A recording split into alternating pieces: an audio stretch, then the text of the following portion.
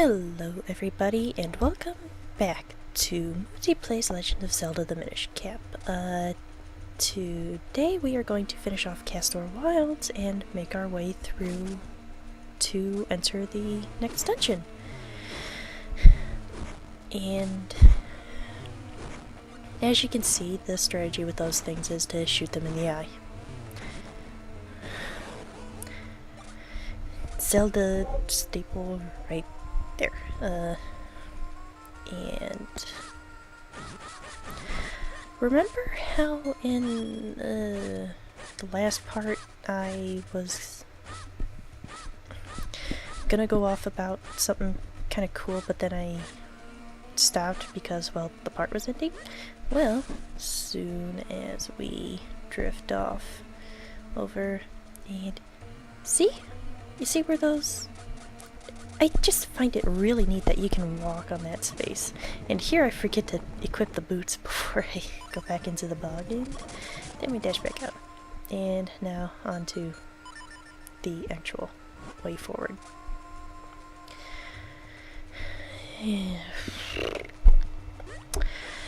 And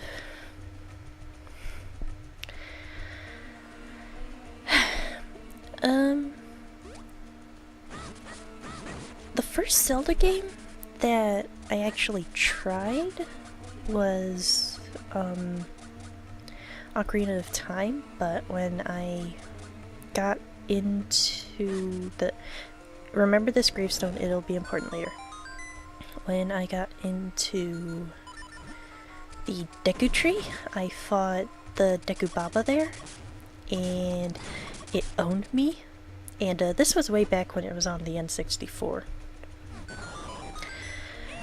And because of that, I got scared off of 3D games for a while. So I stuck with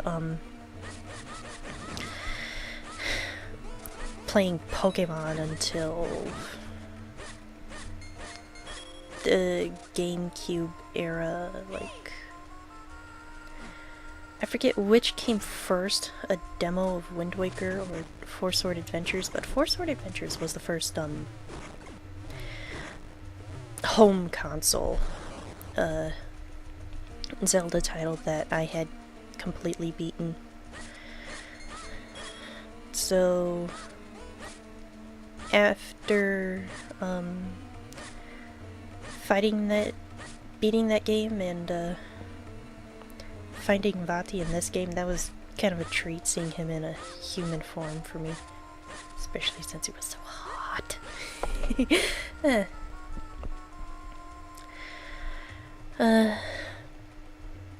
And I believe after that I took care of Wind Waker, and there's another gold keystone piece. I wonder what those are for. And I can't remember the order, but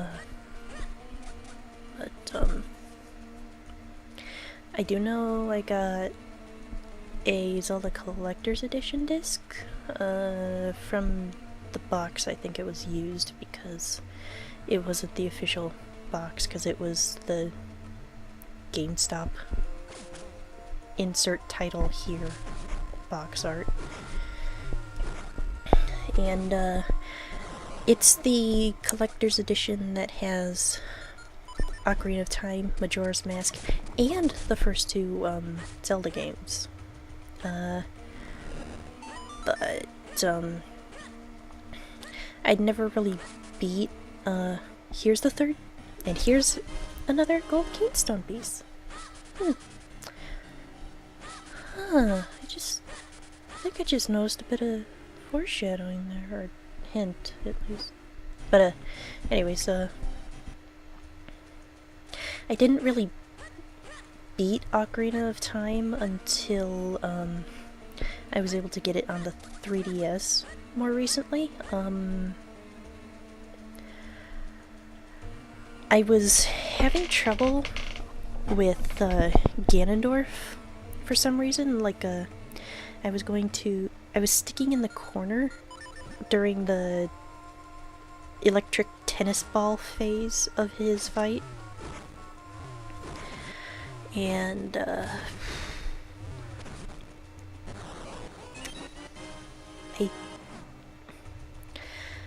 I kept getting knocked back into the pit, and that just made me quit and forget about the game for a while. And then I picked it up on the 3DS remake, and I really like Ocarina of Time on the 3DS. It feels really proper to have it on that system. And oh gosh, Ruby likes, I hate these things. If anything, I just dislike how saving outside of a dungeon sends you all the way back to either your house in the Kokiri Woods when you're a child, or the Temple of Time when you're an adult. And honestly, I don't see what all the hubbub is about Ocarina of Time. I suppose it's because I just didn't grow to appreciate it because I didn't really play it past that first thing. And here you can see the gold keystones actually being used. Why they're being fused with these statue things, I have no idea.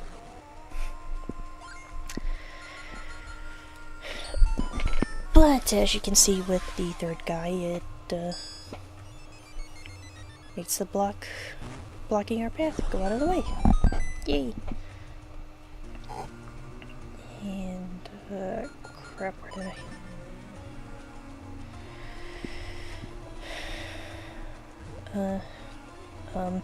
crap, where did I leave off at? Yes. And also, I didn't really find Navi all that annoying until,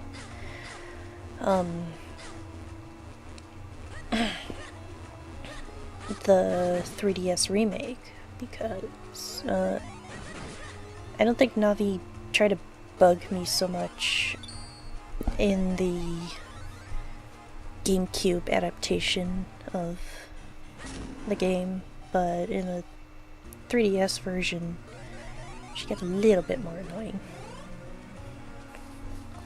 Well, more persistent, at least. So, I don't really get all... So I just don't really like all those Navi won't shut up jokes.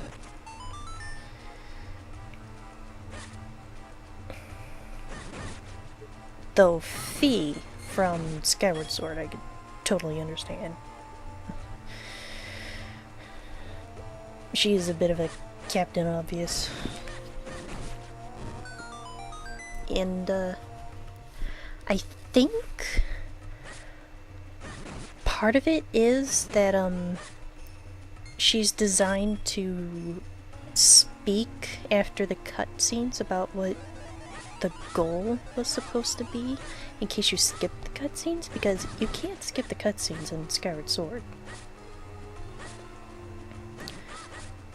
So, that's my best guess as to why she pulls the Captain Obvious so many times.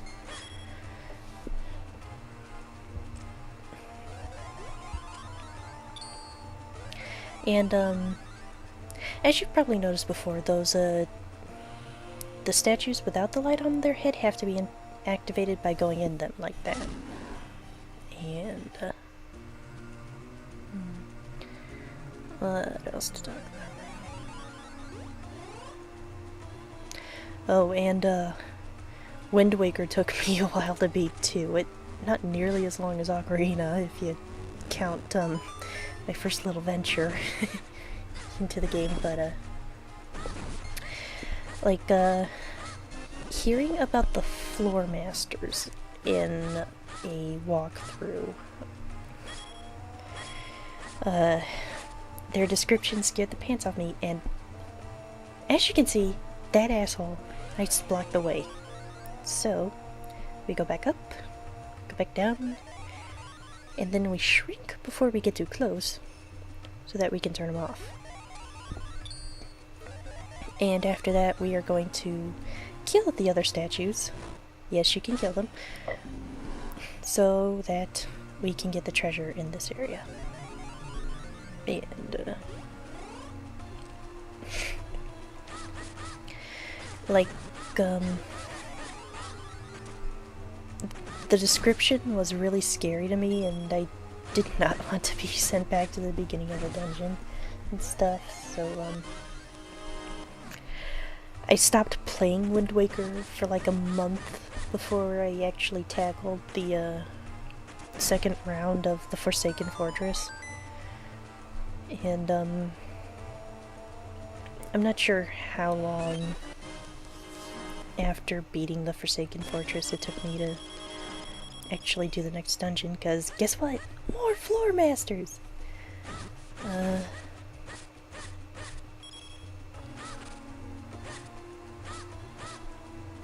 But, I'm over most of my silly little fears of Zelda enemies. If anything, the only one that still keeps me from playing the game through again, well, technically two, but the other one's not so much out of fear for facing the maybe,